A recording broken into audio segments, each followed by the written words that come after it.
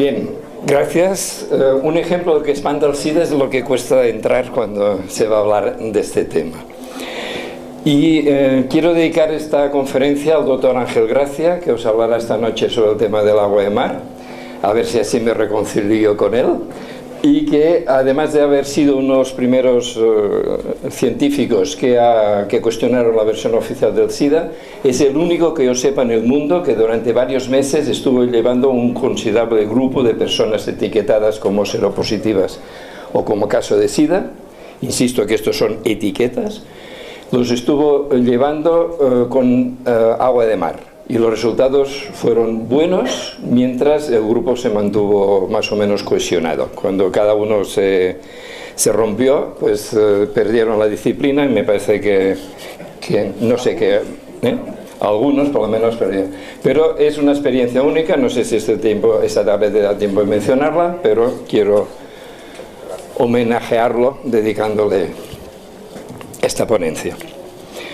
Bien, el título que estaba puesto era El gran engaño del SIDA, pero el gran engaño del SIDA podría tener muchas lecturas. Por ejemplo, si resulta que el VIH nadie ha demostrado que exista, ya es un gran engaño que nos digan que el VIH-SIDA está ahí.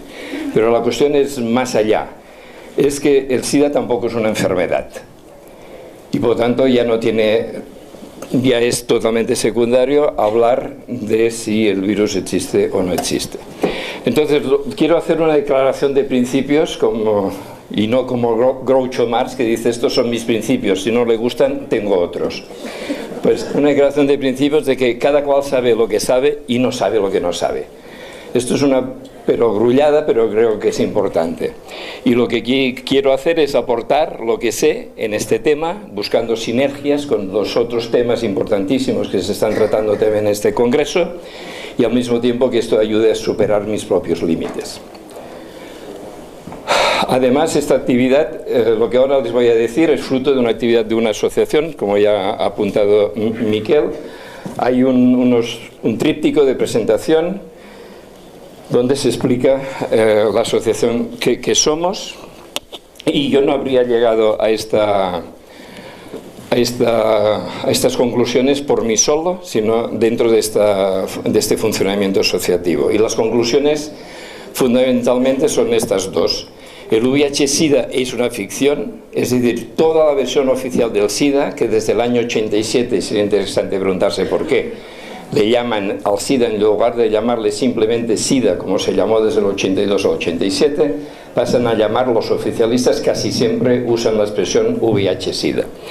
El SIDA, todo él es una ficción, todos y cada uno de los puntos, la versión oficial del SIDA con la que nos han ido bombardeando desde el 81, carece de base científica, de base biológica, de base bio-lógica, es decir, de lógica de la vida y de base real.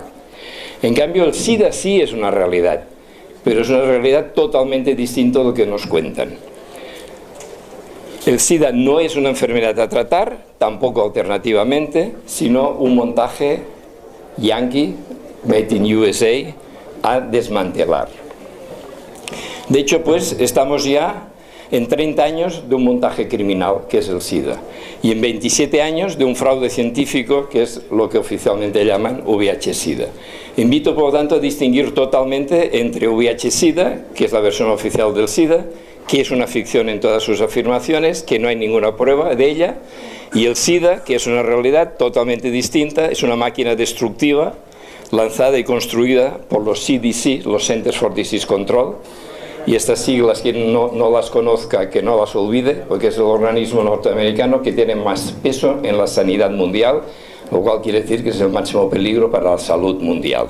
Pues sanidad y salud son dos cosas contrapuestas. Cuanto más dinero se gasta en sanidad, peor es el nivel de salud de la población. Entonces la cuestión es qué gafas se lleva puestas. Hasta hoy, bueno, me temo que la mayoría de personas aquí han ido aún con las gafas VIH-Sida. Yo invito, si uno va con gafas de sol, todo lo ve más oscuro, pero la oscuridad no está afuera, la oscuridad está en las gafas que lleva. Se quita las gafas y resulta que aparece la luz. Entonces, si uno va con gafas VIH-Sida por el mundo, los problemas de salud que se puedan encontrar los interpreta como causados por un virus y una enfermedad llamada SIDA. Si uno se quita estas gafas, pues continúa habiendo problemas de salud, pero hay que responderlos y solucionarlos de otra forma. Pero resulta que debajo de las gafas VIH-Sida hay unas gafas más pequeñitas, más incrustadas, que son el SIDA es una enfermedad, que es lo que aparecía en la figura anterior. Yo me he dado cuenta de esto escribiendo este libro de casi 500 páginas, que está bloqueado desde hace 6 meses, y esto me ha permitido llegar a la conclusión. Bueno, en este libro voy demostrando que todos y cada uno de los aspectos de la versión oficial son insostenibles, y al final planteo como hipótesis por qué considero que se construyó el SIDA a partir del año 81, y luego la tercera parte dedicada a proponer cómo desmontar el SIDA. Por lo tanto, hay unos oficialistas, que son los que viven de la versión oficial. A pesar de que todos viven de la versión oficial, no es cierto, como se dice muy a menudo, incluso sobre todo entre los disidentes, de que forman un bloque unido. Y para poner un ejemplo, pues hay varias posiciones. El doctor Galo, aquí Galo y Montañer son los dos nombres más conocidos relacionados con el VIH-Sida. El doctor Galo sostiene que el VIH es la única causa del SIDA. En cambio, el doctor Montañer, al cual le dieron el premio Nobel del año 2008 por haber supuestamente aislado el VIH, el doctor Montañer, en unas declaraciones que sacó El País 4 días después de que le dieron el premio Nobel, pues a la pregunta ¿qué personas tienen más riesgo de desarrollar el SIDA?, contesta: el virus actúa en aquellos organismos que presentan ya una situación degradada por el consumo de drogas o por una vida complicada, con abuso de alcohol o escasa atención a la alimentación. Algunas personas sanas pueden ser infectadas por el virus durante un breve periodo, pero pueden desembarazarse de él enseguida. La moraleja de todo esto es que hay que llevar una vida responsable y evitar otras infecciones. O sea, el premio Nobel del 2008 por haber aislado el VIH dice que una persona sana puede infectarse excepcionalmente y lo elimina en pocas semanas. Pero es que en este reportaje, que luego volveré a mencionar, The House of Numbers, el castillo de números, castillo de naipes, le pregunta, el doctor Montañer dice: podemos estar expuestos muchas veces, o sea que antes decía evitar otras infecciones, reinfecciones, aquí ya va más lejos. Podemos estar expuestos muchas veces al VIH sin ser crónicamente infectados. Nuestro sistema inmunológico se liberará del virus en unas pocas semanas si se tiene un buen sistema inmunológico. Y el joven periodista le pregunta: si se tiene un buen sistema inmunológico, entonces ¿puede el cuerpo liberarse naturalmente del VIH? E insiste el doctor Montañer: sí. Hay los oficialistas que, insisto, están divididos también sobre el tema del test. En unos países se dice que el Westerblot es confirmatorio, en otros se dice que no hace falta aplicarlo, etc. Estos son detalles técnicos que prefiero no entrar si no hace falta. Y hay también los disidentes, y también entre los disidentes hay varias corrientes. Las dos más conocidas son Rethinking AIDS, repensando el SIDA, en torno al doctor Duisberg, miembro de la Academia Americana de Ciencias, que había sido propuesto como candidato a premio Nobel y que cuando hizo pública su disidencia dejaron de proponerle como candidato a premio Nobel, le recortaron presupuestos, lo marginaron en la universidad, etcétera, etcétera. Y el grupo de Perth, que está constituido en torno a la biofísica Eleni Papadopoulos, el nombre lo toma de la ciudad australiana de Perth, y para mí es el grupo científicamente más correcto y lo más avanzado que han llegado a plantear es que el VIH no ha sido aislado. Pero lo que yo quiero subrayar es que si hubo que inventar el VIH y si para ello se hicieron todas las trampas necesarias, es porque previamente se había inventado el SIDA. Esta es una cuestión que los disidentes se les ha escapado o han aceptado demasiado tranquilamente, que el año 81 había aparecido lo que nos dijeron, una supuesta enfermedad que inicialmente le llamaron inmunodeficiencia relacionada con gays, que se dijo desde el primer momento que era contagiosa, de transmisión entre homosexuales e inevitablemente mortal. Y esto se dijo desde el principio. Y esto nos tendría que hacer sospechar que algo había ahí que no estaba claro. Porque si realmente aparece una nueva enfermedad espontáneamente, habría que hacer un seguimiento de todos los que lleguen al hospital durante 6, 12, 18, 24 meses, y si al final todos mueren, se llega a la conclusión, pero no se parte desde el inicio, de decir que esto es inevitablemente mortal. Pero además, incluso si todos los que muriesen, todos los que llegasen al hospital muriesen, esto no permitiría hacer lo que hicieron los criminales oficialistas del SIDA, que es extender la sentencia de muerte a cualquier persona que daba positivo a los test, incluso si estaba absolutamente asintomática. Y le daban meses, 1 año, 2 años, 3 años, en la medida que no se morían iban alargando lo que daban de margen de vida, Y a pesar de eso, afortunadamente, muchísimas personas no obedecieron la sentencia de muerte y llevan 15, 20, 25 años condenados a muerte hace 23, 22, 21 años. Entonces, insisto, fue el haber inventado, el haber mentido que había aparecido una nueva enfermedad lo que exigió todos los engaños posteriores para tapar el primer engaño, para justificar el primer engaño y para ir dándole una apariencia científica y tecnológica que facilitase ser aceptado por la comunidad científica, por la comunidad médica, por las universidades, por los hospitales, por los gobiernos, por la población en general, etc. El SIDA arranca exactamente el 5 de junio de 1981 en un artículo de una página y una sexta parte aparecido en una revista que se llama Morbidity Mortality Weekly Record, y que es justamente el boletín de los CDC, de los Centers for Disease Control. Y esta fue la primera mentira. En el 82 ya dicen, no es una enfermedad, es una epidemia. Ya lanzan que es una epidemia. Yo ahora me he olvidado hoy, pero cuando doy un curso en una conferencia suelo empezar diciendo, planteo una pregunta que retomaremos al final. Si en el año 81 hubiese existido Internet, ¿os estaría ahora invitando a desmontar el SIDA? Si nos acordamos, la retomamos al final. Además dicen, no es gérmica, es vírica concretamente, porque gérmica podría ser bacterias, hongos, no, es vírica. Y además, y sin ninguna base científica, esta afirmación sin ninguna base científica. Y además cambian, y ahí hay un truco, un engaño muy importante, el primer nombre que habían puesto, GRID, a ya AIDS, SIDA, por el cual se le conoce. Y aquí hay un engaño, es la primera vez en la historia de la medicina, el SIDA es tantas primeras veces en la historia de la medicina y de la ciencia, que solo esto ya está indicando que no puede ser casualidad, no puede ser una suma de errores, tiene que haber habido una institución, que son los CDC desde mi punto de vista, que han ido dirigiendo todo el proceso. SIDA, síndrome. Por primera vez en la historia de la medicina, síndrome deja de significar conjunto de signos o de síntomas para pasar a significar conjunto de enfermedades.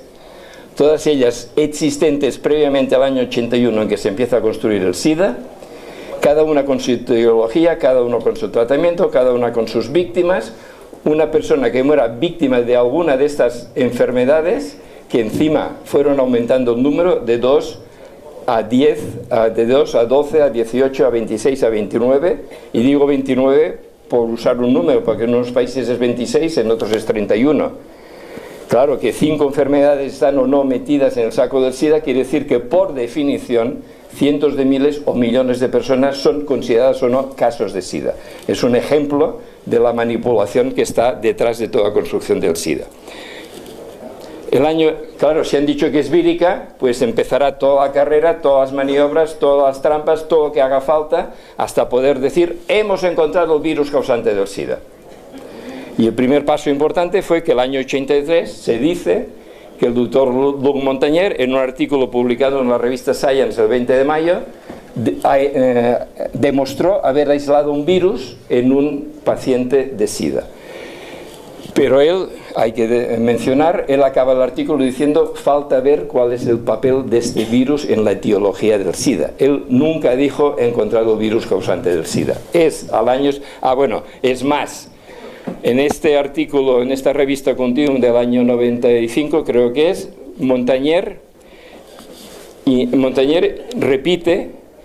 repite, no purificamos. O sea, por 2 veces a las preguntas de este periodista, Jamel Tahi, responde: no purificamos las muestras con que estábamos trabajando. Entonces, si no purificaron, no pudieron aislar.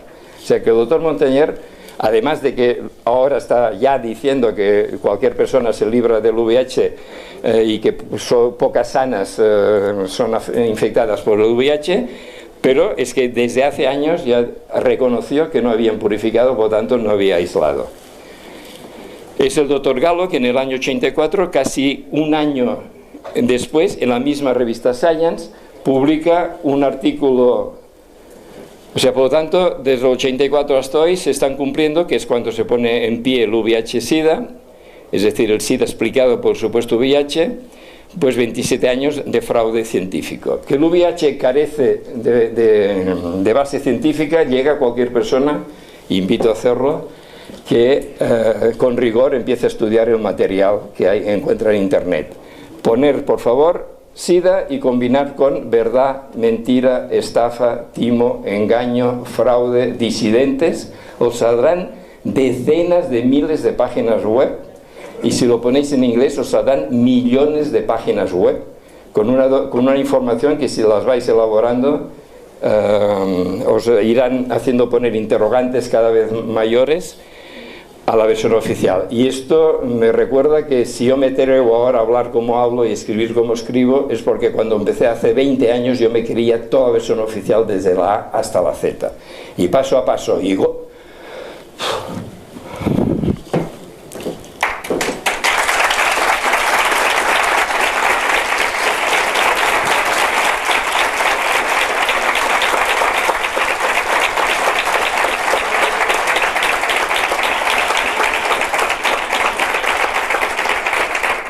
paso a paso, golpe a golpe, dejando amigos y amigas. Interrogante, interrogante, interrogante. Entonces, todo el VIH es pura ficción, el VIH-Sida es pura ficción. Pero además, desde el 30 de junio de 2008 se sabe que esa ficción se basa en un fraude científico. Salió en junio del 2008 este libro, Miedo a lo invisible, de esta periodista veterana inglesa. Se había jugado la vida denunciando el tráfico de piedras preciosas en Sudáfrica, etcétera, etcétera, donde por primera vez se hacen públicos tres documentos que demuestran, que son estos 3 de aquí, que demuestran que el doctor Gallo hizo fraude científico. Yo creo que lo demuestran de forma irrefutable, pero me encantaría que el doctor Gallo y sus seguidores quisieran refutarlo. Los artículos publicados en Science el 4 de mayo fueron enviados 35 días antes, salieron del despacho del doctor Gallo 35 años. Cualquier persona que está habituada a ediciones en revistas científicas sabe que lo general es que desde que se envía un artículo hasta que sale publicado pasan meses y meses, incluso años de tiempo antes de publicar. Aquí en 35 días es publicado. Estos 3 documentos sale, insisto, el 30 de mayo, unos del 22 aproximadamente, el otro del 26, ahí está la fecha, y el otro del 29, del día anterior justamente. El primer documento lleva el nombre del doctor Popovich, que era el responsable de los experimentos en los laboratorios del doctor Gallo. Él hizo el borrador, el draft del artículo central que había que enviar a Science. El doctor Gallo llega de un viaje triunfal por Europa anunciando incluso el Instituto Pasteur que está a punto de encontrar el virus causante del SIDA, y lo que se encuentra, el borrador del doctor Popovich, que conociendo al doctor Gallo se ha ido a esquiar, lo que se encuentra es este borrador escrito a máquina que el doctor Gallo empieza a corregir, veis, abundantemente. Incluso añade 5 páginas enteras a mano. Aquí es la traducción al castellano y adaptando. Un amigo pasó muchas horas haciendo la traducción y luego simulando lo escrito a mano.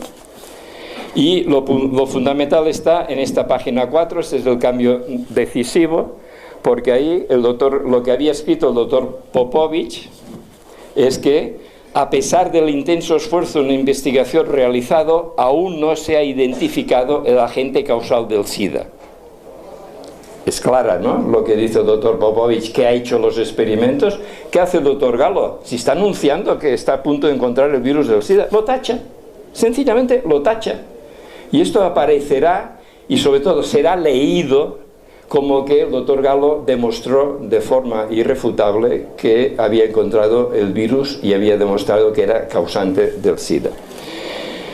El segundo documento, el documento Gonda, era el jefe del laboratorio de microscopía electrónica, y en una carta tan cortita, dirigido justamente al doctor Popovich, escribe: insisto, dice el doctor Gallo me ha hecho enviar unos cultivos celulares para que haga foto con micrografía técnicamente, con microscopio electrónico, para poder adjuntar unos artículos que tiene que enviar. Ahora sabemos que era la revista Science.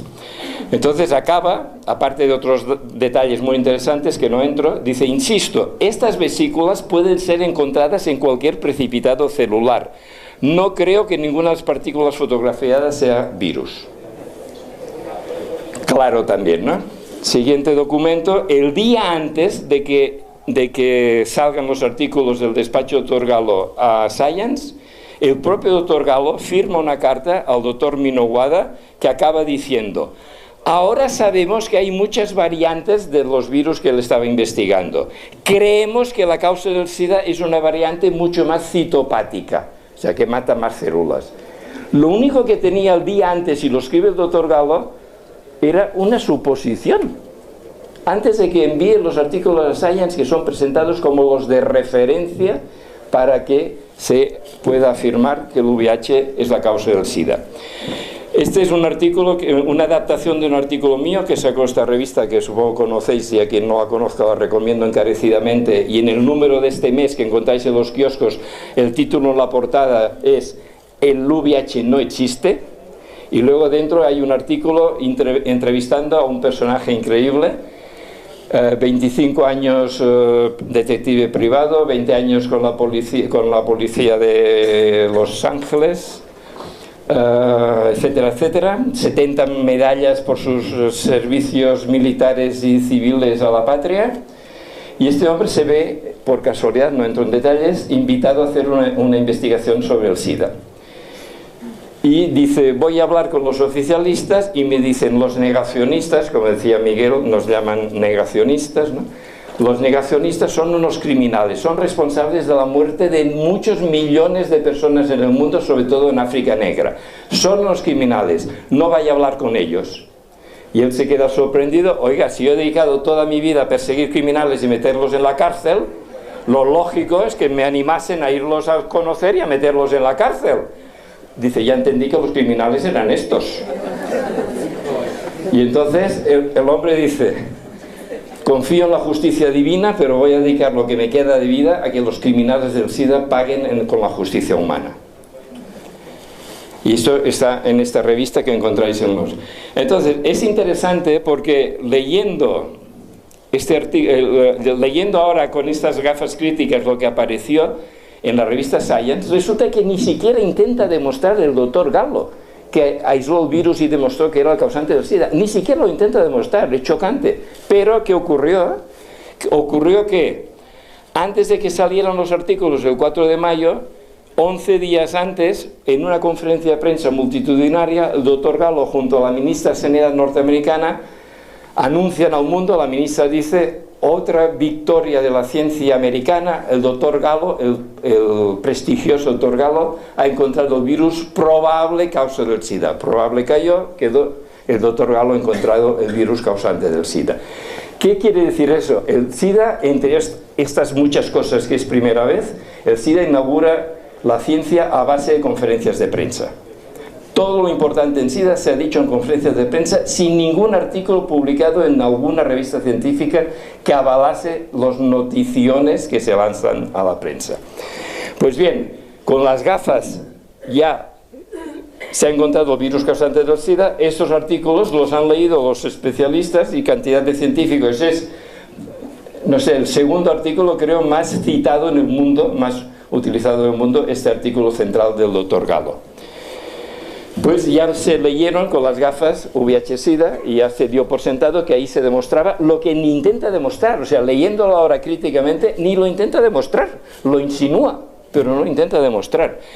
Entonces está habiendo un movimiento, y animo a potenciarlo, de escribir a la revista Science exigiendo o solicitando, para ser más educados y formales, solicitando que ahora que se sabe que esos artículos son fraudulentos, lo retire.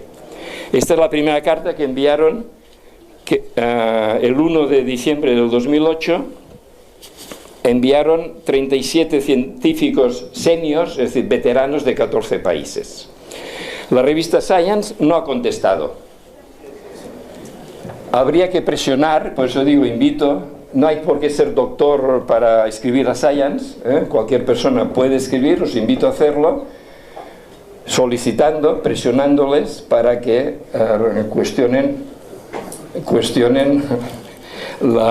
retiren, lo que ahí está planteado. Paso. Esto es El País, un suplemento, El ladrón del SIDA, doctor Gallo. Entonces, ya tenemos supuestamente el VIH, lo que buscaban. Necesitaban un virus, supuestamente ya se ha encontrado. Al año siguiente se aprueban por primera vez unos test, no para diagnosticar infección por VIH, sino para hacer cribado en las muestras de sangre, para destruir las muestras de sangre que diesen positivo, por si había ahí un peligro. El año 87 hay un reajuste en el VIH-Sida, donde se introduce la H mayúscula de heterosexuales, con todo tipo de falsificaciones. El 19 de marzo, la FDA, Food and Drug Administration, la entidad responsable de aprobar fármacos, aprueba el AZT, el veneno AZT, el primer, tristemente, fármaco utilizado supuestamente contra el VIH. El 14 de agosto, los CDC afirman por primera vez que dar positivo a los test significa infección activa por VIH. Desde el 85 al 87, todos los informes del CDC acababan diciendo: falta ver cuál es el significado de dar positivo a los test.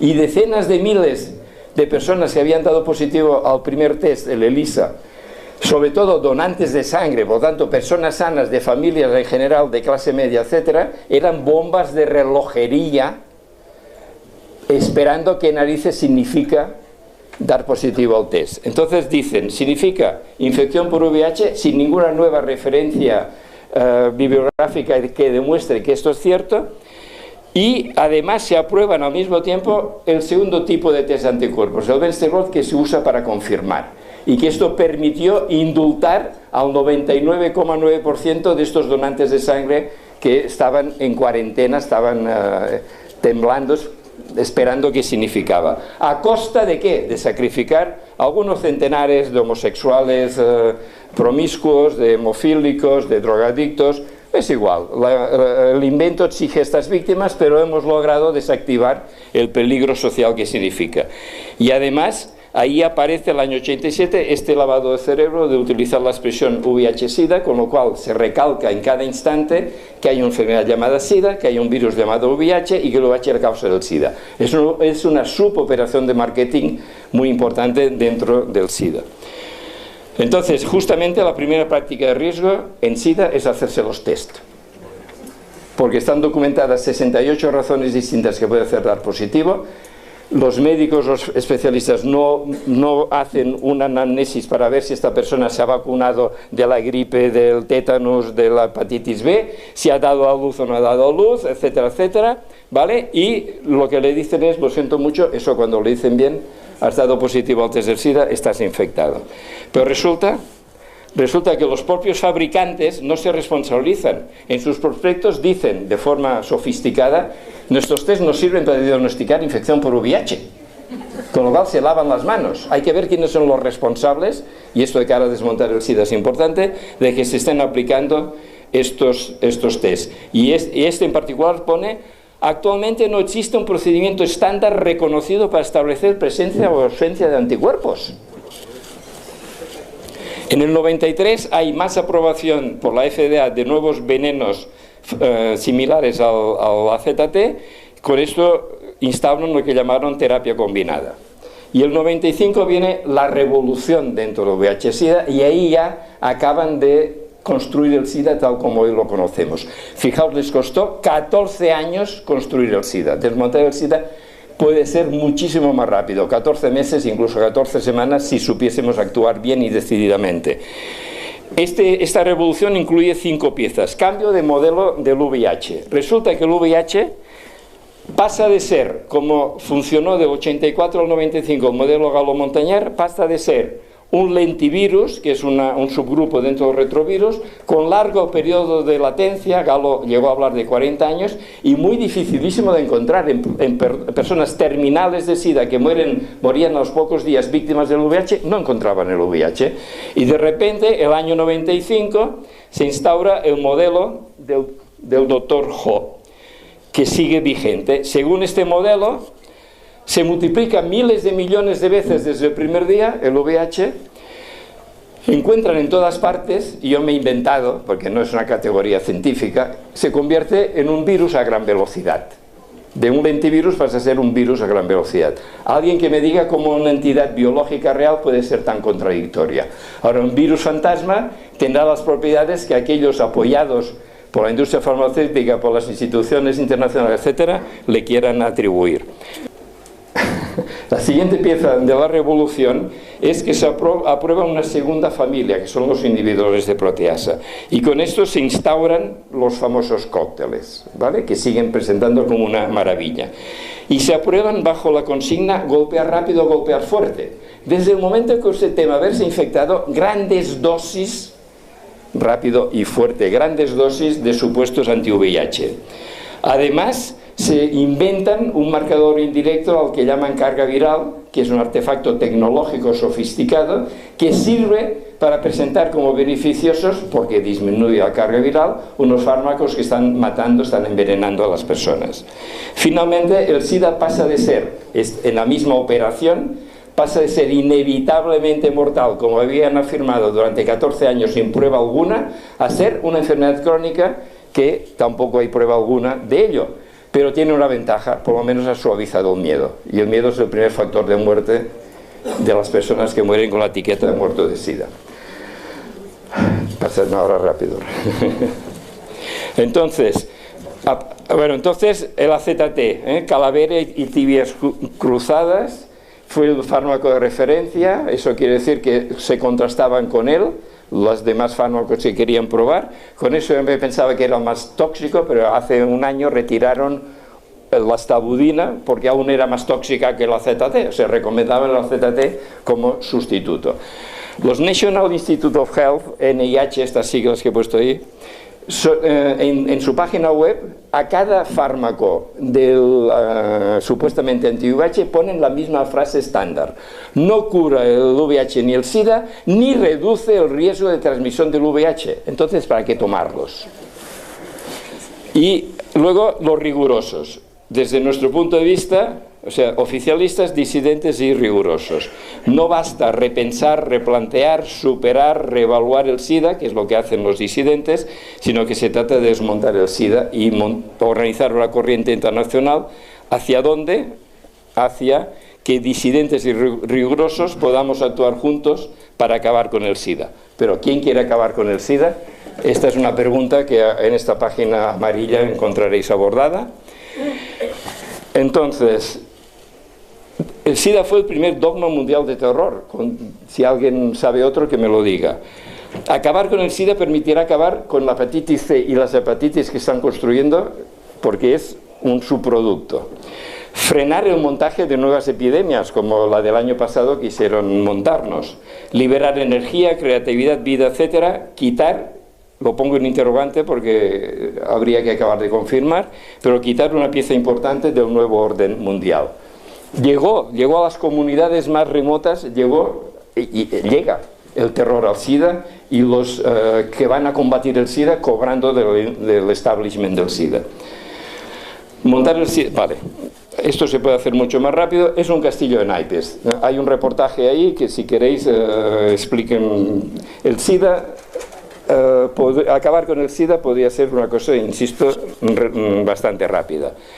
Entonces, formas de empezar a actuar: declararse territorio libre de SIDA. Una vez entendido que es el engranaje, si yo no me dejo atrapar por el engranaje, estoy libre del SIDA, me declaro territorio libre de SIDA. Exigir una moratoria en la aplicación de estos test chapuza y de estos venenos supuestamente antivirales. Pedir indemnizaciones. Exigir que Sayan retire los artículos, llevar a juicio al doctor Galo por perjurio, retirar el premio Nobel al doctor Montañer, sobreseír las personas que están acusadas de haber infectado el VIH, pedir responsabilidades políticas, empresariales, académicas a los medios de comunicación, etcétera, etcétera. Colaboración entre críticos, y esto es fundamental para poder acabar con el SIDA, por encima de los desacuerdos, precisándolos lo mejor posible y acordando cómo clarificarlos. Y ello a partir de dos premisas de esta colaboración: respeto mutuo y defensa conjunta ante los ataques del establishment del SIDA, de los medios de comunicación importantes, etc. Y entonces acordar campañas conjuntas para acabar con el SIDA, y para ello hacer cursos. Yo estoy ya dando cursos de formación de desmontadores del SIDA. O sea, personas que ya han entendido que el SIDA es un montaje y quieren dedicar, porque ven que esto sería dedicar energía y creatividad. Bueno, tenemos libros ahí, vale. ¿Quién o quiénes? Ya lo he apuntado, los CDC. Los CDC son quienes los han montado. ¿Por qué? Esto es lo único que en mi libro está en forma de hipótesis, y os avanzo. Desde mi punto de vista, y si aparece otra explicación mejor, yo puedo cambiar, porque yo no vivo de eso, al revés. Los que viven de eso son ellos, ¿vale? Los CDC decidieron hacer un experimento con homosexuales. Y cuando detectaron en este artículo del 5 de junio de 81, se detectan las dos primeras víctimas del experimento, se enciende la luz roja. Ahora sabemos que van a morir miles de homosexuales en las metrópolis occidentales, víctimas del experimento que pusieron en marcha 6, 7, 8 años antes. Y para tapar estas muertes se sacan de la manga una enfermedad inevitablemente mortal, porque tienen que tapar las muertes que saben que ocurrirán víctimas. Y a partir de ahí van construyendo la asociación. Y finalmente ya, el primer territorio libre de SIDA en el mundo.